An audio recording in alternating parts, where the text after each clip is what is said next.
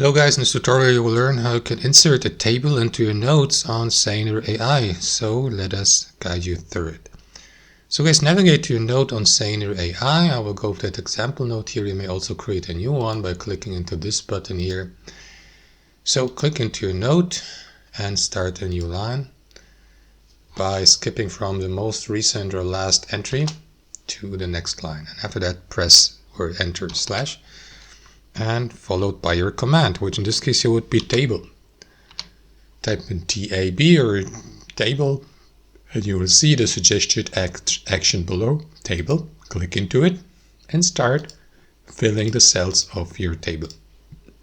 As you can see guys, it's barely visible, a table, but that table here has 3 by 3 cells, as you can see on default. So if you'd like to add a column or a row, simply click into that plus button, and that is going to add more of these cells.